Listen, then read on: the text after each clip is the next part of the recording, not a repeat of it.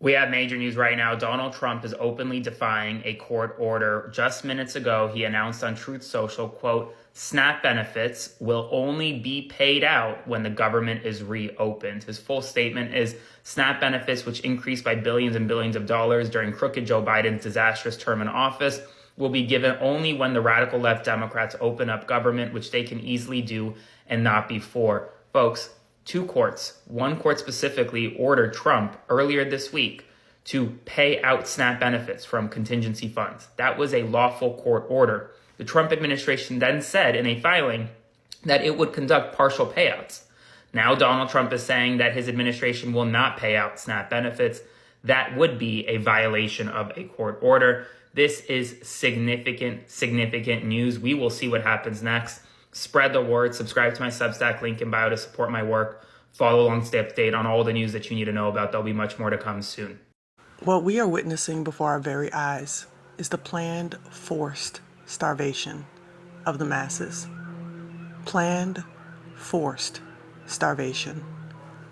This is an entire coup that the government has waged against the American public in order to escalate towards their real goals of the global reset. So the planned starvation, because one thing that these governments are fully aware of is that when it comes to Americans, Americans lack discipline in fasting, lack discipline in health. They are overweight.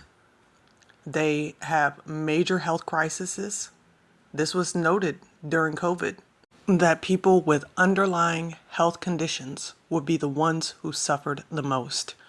This will have an impact not just on SNAP recipients, but will have a direct impact on grocers, on farmers, on the truck drivers who deliver the food.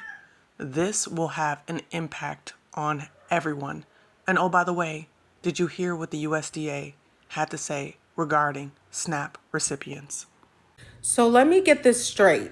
We're in the middle of a government shutdown. Millions of people can't access their SNAP benefits. And now this administration's USDA has told grocery stores not to give discounts or help anyone struggling? You have to ask, what kind of government looks at hungry families and says, no compassion allowed? The USDA claims it's enforcing what's called the equal treatment rule, that stores have to charge SNAP recipients the same price as everyone else. But that rule was designed to prevent discrimination, not to punish people for being poor. They could easily issue a waiver to let stores help families during this crisis. They choose not to.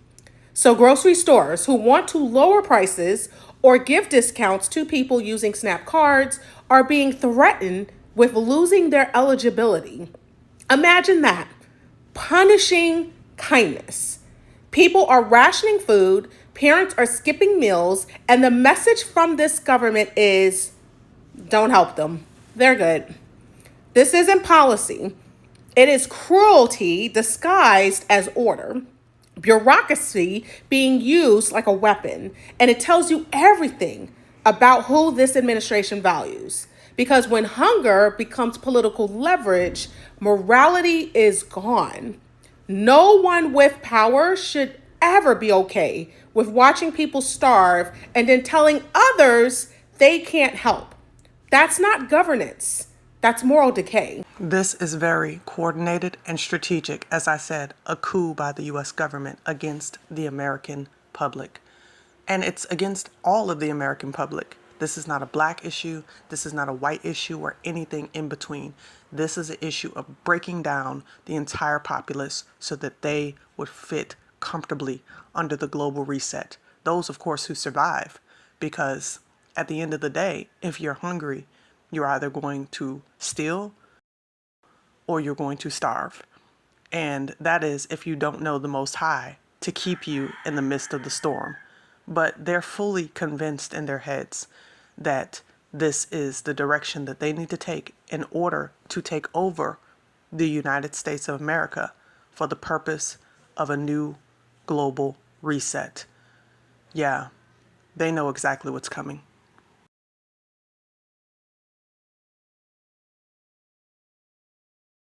So, Stephen Miller, Kristi Noem, Marco Rubio, and other regime officials are all moving into housing on military bases, as reported by The Atlantic. The article talks about them displacing generals and the prestige of living on base, but I want to point out that they are all running to secure locations. That means that they feel the threat of civil unrest is so high that they need to hide away on a base protected by military police. I think this is another canary indicator for you as to how bad things are about to get. Because 42 million people are about to lose their most basic lifeline, their SNAP benefits that allows them to buy food. Remember, when the big stupid bill passed, I said we're going to see a huge uptick in this stochastic violence by people who are just out of hope. And that's what we have seen, an increase in political violence, an increase in random mass shootings. And the damage of the Republican bill hasn't even taken effect yet. Now we are about to see their effects taking place. First, it's everyone losing their food benefits, not being able to eat. It's all the federal employees that are working right now not getting paid. Next year, millions are going to be paying hundreds to thousands more per month for their health insurance. I wish I had something good to say. I wish I had something positive to leave you with, but I don't.